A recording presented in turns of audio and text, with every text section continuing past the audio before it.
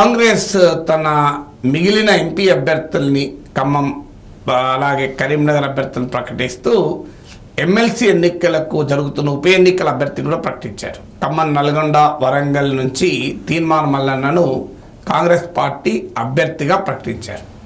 So వాస్తవంగా MP అభ్యర్థుల్ని MLC అభ్యర్థి కలిపి ప్రకటించాల్సిన అవసరం లేదు. దాని వెనకాల కూడా ఒక రాజకీయ అంశం ఉంది.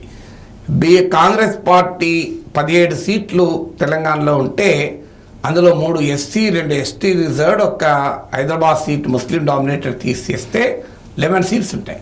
ఈ 11 సీట్స్లో 7 రెడ్లకి ఇచ్చారు. అందువల్ల బీసీలకు సరైన రిప్రజెంటేషన్ లేదు అన్న విమర్శలు ఎదురయ్యాయి. కరీంనగర్లో కూడా ఒక బీసీ అభ్యర్థికి ఇవ్వాలని డిమాండ్ వచ్చింది. ఖమ్మంలో వి హనుమంతరావు బీసీలకు ఇవ్వాలి, తనకి ఇవ్వాలని అడిగాడు. అందువల్ల ఎమ్మెల్సీ అభ్యర్థిని ప్రకటించడం ద్వారా ఈ సోషల్ ఇంజనీరింగ్కు మేము వాల్యూ ఇస్తున్నాం అనే మెసేజ్ పంపటానికి ఎంపీ క్యాండిడేట్లతో సహా ఎమ్మెల్సీ క్యాండిడేట్ ప్రకటించారు. అఫ్కోర్స్ ఎమ్మెల్సీ ఎలక్షన్ కూడా దగ్గరలోనే ఉంది, మే 27న ఉంది. కానీ వాస్తవానికి సమయం ఉన్నా కూడా ఈ ఎంపీ ఎన్నికలతో ప్రకటించడంలో ఆ బీసీ ఫ్యాక్టర్ కీలకం. ఇక తీన్మార్ మల్లన్నను ఎంచుకోవడంలో కూడా ఆశ్చర్యపడాల్సిందే లేదు. ఎందుకంటే ఆయన ఈ ఎన్నిక పల్లా రాజేశ్వర్ రెడ్డి బీఆర్ఎస్ అభ్యర్థిగా 2021లో ఎమ్మెల్సీగా గెలిచాడు. ఆయన జనగామ నుంచి ఎమ్మెల్యేగా గెలవడం వల్ల రాజీనామా చేయడం వల్ల వచ్చిన ఉప ఎన్నిక. సో పల్లా రాజేశ్వర్ రెడ్డితో పోటీ పడి సెకండ్ పొజిషన్లో తీన్మార్ మల్లన్న ఉండే. అందువల్ల సహజంగానే సెకండ్ పొజిషన్లో ఇండిపెండెంట్గా పోటీ చేస్తున్న అభ్యర్థికి కాంగ్రెస్ తన అభ్యర్థిగా ప్రకటించడంలో ఆశ్చర్యపడాల్సింది ఏం లేదు. వాస్తవంగా గతంలో కూడా ఆయన కాంగ్రెస్ అభ్యర్థిగా ఎమ్మెల్సీగా పోటీ చేశారు. ఆ తర్వాత బీజేపీలో చేరి మళ్ళీ కాంగ్రెస్కు వచ్చాడు. సో అందువల్ల కాంగ్రెస్ పార్టీ ఆల్రెడీ ఇండిపెండెంట్గా సెకండ్ పొజిషన్లో ఉన్న వ్యక్తిని అభ్యర్థిగా పెట్టడం ద్వారా తమకు పొలిటికల్ అడ్వాంటేజ్ వస్తుంది అని అంచనా వేసినట్లుంది. ఎందుకంటే ప్రొఫెసర్ కోదండరామ్ కూడా పోటీ చేసి ఇదే నియోజకవర్గంలో ఓడిపోయారు. సో అందువల్ల కాంగ్రెస్ పార్టీ స్కీమ్ ఆఫ్ థింగ్స్లో చూస్తే మల్లన్న టికెట్ ఇవ్వడం వారి అంచనా మేరకే ఇచ్చారు. కానీ అదే సమయంలో కొన్ని క్వశ్చన్స్ అనివార్యంగా రైజ్ అవుతాయి. ఎందుకంటే మల్లన్న ఒక్కసారి ఒక రాష్ట్రాన్ని పాలించే రాజకీయ పార్టీ ప్రతినిధిగా ఎన్నికల్లో పోటీ చేసేటప్పుడు ఆయనను వ్యక్తిగతంగా ప్రశ్నించని వారు కూడా పార్టీగా ఇప్పుడు ప్రశ్నిస్తారు, పొలిటికల్గా ప్రశ్నిస్తారు. కాంగ్రెస్ పార్టీ కూడా సమాధానం చెప్పాల్సి ఉంటుంది. కాంగ్రెస్ పార్టీ విధానాలకు మల్లన్న సమాధానం చెప్పాలి, మల్లన్న వ్యవహార సరళికి కాంగ్రెస్ కూడా సమాధానం చెప్పాల్సి వస్తుంది. ఏంటి ఆ వ్యవహార సరళి అంటే, తీన్మార్ మల్లన్న కాంగ్రెస్ పార్టీలోనే ఒక వర్గాన్ని టార్గెట్ చేస్తూ తీవ్రంగా సోషల్ మీడియాలో క్యాంపెయిన్ చేశారన్నది కాంగ్రెస్ నాయకుల ఆరోపణ. నా గుర్తు ఉత్తమ్ కుమార్ రెడ్డి బహిరంగంగా ఆరోపణ చేశారు. ఉత్తమ్ కుమార్ రెడ్డి, కోమటిరెడ్డి వెంకటరెడ్డిలను టార్గెట్ చేశారు. ఈ టార్గెట్ చేయడం వెనక, మల్లన్న టార్గెట్ చేయడం వెనకాల రేవంత్ రెడ్డి ఉన్నాడని కూడా ఆరోపణ చేశారు. ఆ రేవంత్ రెడ్డి ఉన్నాడని బహిరంగంగా చేయకపోయినా మాపై సోషల్ మీడియాలోనే మా పార్టీలోనే జరుగుతుంది అని ఆ రోజు కాంగ్రెస్ సీనియర్లు బహిరంగంగా చేసిన ఆరోపణ. సో ఇప్పుడు అదే ఉత్తమ్ కుమార్ రెడ్డి, అదే కోమటిరెడ్డి వెంకటరెడ్డి మంత్రులుగా ఉండి మల్లన్నను గెలిపించేయాల్సిన బాధ్యతలు స్వీకరించాలి. మరి ఈ ప్రశ్న అనివార్యంగా ఉత్పన్నమవుతుంది. ఎందుకంటే ఆ నాయకుల పైన చేసిన టార్గెట్ సంగతి ఏంటి అని. ఇక రెండవ క్వశ్చన్ ప్రొఫెసర్ కోదండరామ్. నా గుర్తు ఈ ఎన్నికలో ప్రొఫెసర్ కోదండరామ్ కేసీఆర్ దగ్గర డబ్బులు తీసుకొని పోటీ చేస్తున్నాడని కూడా ఆరోపించారు. ఇప్పుడు కోదండరామ్ సార్ కూడా సమాధానం చెప్పాలి. మీ పైన ఇంత సీరియస్ ఆరోపణ చేశారు కదా, ఇప్పుడు మీరు కాంగ్రెస్ పార్టీకి మద్దతుగా ఉన్నారు కనుక కాంగ్రెస్ అభ్యర్థి మల్లన్నకు ప్రచారం చేయాల్సిందే. చేసినప్పుడు ఈ ప్రశ్న ఉత్పన్నమవుతుంది కదా. కోదండరామ్ సార్ మరి కేసీఆర్ దగ్గర కోదండరామ్ సార్తో పాటు నన్ను కూడా కలిపి అన్నాడు అనుకోండి. ఆ రోజు నేను అప్పుడు రియాక్ట్ కావాల్సిన అవసరం లేదనుకున్నా, రియాక్ట్ కాలేదు. కానీ ఇప్పుడు కాంగ్రెస్ పార్టీ అభ్యర్థిగా పోటీ చేసినప్పుడు కాంగ్రెస్ పార్టీని ఈ ప్రశ్నలు అడగక తప్పదు. రాజకీయాల్లో ఒక పార్టీ, ఒక ప్రధాన జాతీయ పార్టీ, రాష్ట్రాన్ని పాలించే పార్టీ అభ్యర్థి అయినప్పుడు అనివార్యంగా ఆ పార్టీ కూడా ఆన్సర్ చెప్పాలి. ఇప్పుడు కాంగ్రెస్ నాయకత్వము ఏమని సమాధానం చెప్తుంది? కోదండరామ్ సార్ పైన తన అభ్యర్థి, తమ ఎమ్మెల్సీ అభ్యర్థి చేసిన ఆరోపణలను కాంగ్రెస్ ఖండిస్తుందా లేదా కాంగ్రెస్ అంగీకరిస్తుందా?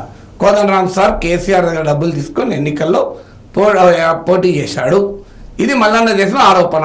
మరి ఈ ఆరోపణ కోదండరామ్ సార్ పైన ఆరోపణ కాదు కదా, కాంగ్రెస్ సమాధానం చెప్పాలి కదా. ఉత్తమ్ కుమార్ రెడ్డి, కోమటిరెడ్డి వెంకటరెడ్డిలను టార్గెట్ చేశారు, వాళ్ళు కాంగ్రెస్ ఆరోపణ చేయాలి.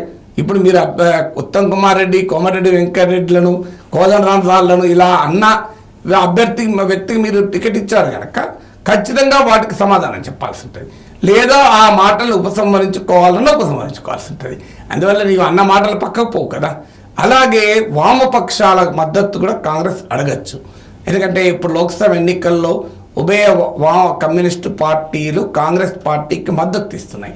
కాంగ్రెస్ పార్టీకి బహుశా అసెంబ్లీ ఎన్నికల్లో కూడా సిపిఐ పొత్తుతో పోటీ చేసింది, సిపిఎం విడిగా పోటీ చేసింది.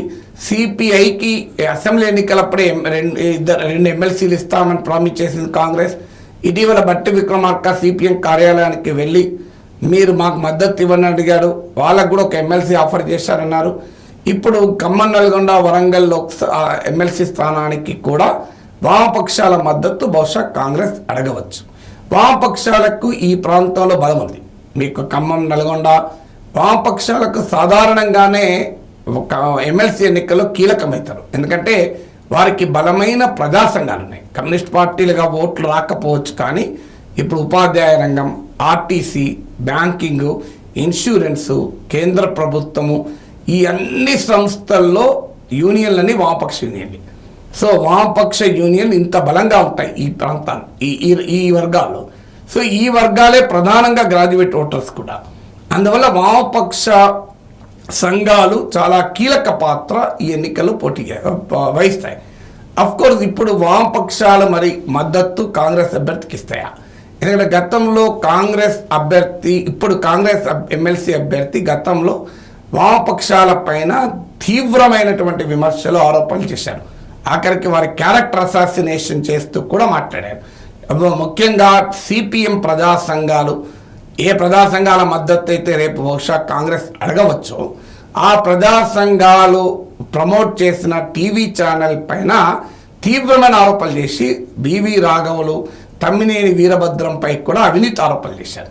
ఖమ్మం రాజకీయాల్లో తమ్మినేని గిట్టని వారు ఆయన పైన ఆరోపణలు చేసిన సందర్భం ఉన్నది. కానీ బివి రాఘవుల పైన ఇంతవరకు ఏ రాజకీయ ప్రత్యర్థులు కూడా అవినీతి ఆరోపణలు చేసిన ఉదాహరణ నేను చూడలే.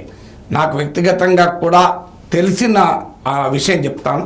ఆయన పార్టీ కార్యాలయంలో ఎంబీ భవన్లో ఒక చిన్న గది, ఒక చిన్న కిచెన్లో దశాబ్దాల పాటు నుంచి ఉంటున్నాడు. ఇప్పుడు అఫ్కోర్స్ ఆయన ఢిల్లీకి షిఫ్ట్ అయ్యాడు, కానీ ఒక అతి సాధారణమైన నిరాడంబరమైన జీవితం గడిపే నాయకుడు బివి రాఘవులు. సో బివి రాఘవుల్ని రాజకీయాల్లో నిజాయితీని నాకు తెలిసినంత వరకు బీజేపీ వాళ్ళు కూడా ఎన్నడూ ప్రశ్నించలేదు. ఈవెన్ ఆర్ఎస్ఎస్ ఆడ్కోర్ కూడా బివి రాఘవుల ఆనెస్టీని, ఇంటెగ్రిటీని ప్రశ్నించలేదు. తమ్మినేంటంటే కనీసం ఖమ్మం జిల్లా రాజకీయాల అవసరాల రీత్యా ప్రత్యర్థులు ఆరోపణలు చేయొచ్చు, కానీ బివి రాఘవుల పైన అలాంటి ఆరోపణలు లేవు. అలాంటి బివి రాఘవుల విషయంలో కూడా ఈ టీవీ ఛానల్ షేర్ల విషయంలో తీవ్రమైన అవినీతి ఆరోపణలు చేశారు. వాస్తవంగా ఆ ఛానల్ షేర్లో పెట్టుబడి పెట్టిన వారు ఎవరు కంప్లైంట్ చేసింది లేదు, వాళ్ళందరికీ షేర్లు రిటర్న్ కూడా ఇచ్చారు. ఇప్పుడు సిపిఎం ప్రజా సంఘాల మద్దతు కాంగ్రెస్ అడుగుతుందా? అడిగితే సిపిఎం మద్దతు ఇస్తుందా? రాజకీయ అవగాహనలో భాగంగా ఒకవేళ సిపిఎం మద్దతు ఇచ్చినా సిపిఎం ప్రజా సంఘాల వాళ్ళు ఓట్లేయగలరా కాంగ్రెస్ అభ్యర్థికి? ఎందుకంటే వాళ్ళపైన ఆరోపణలు కదా, ఆ ప్రజా సంఘాలే కదా షేర్లు మొబిలైజ్ చేసింది. మరి వాటన్నిటికీ సమాధానం చెప్పాల్సి కాంగ్రెస్ పార్టీ. ఇప్పుడు కాంగ్రెస్ పార్టీ ఎమ్మెల్సీ ఎన్నికలే కాదు, ఖమ్మం, నల్గొండ, వరంగల్ పార్లమెంట్ ఎన్నికలకు కూడా సమాధానం చెప్పాల్సి ఉంటుంది.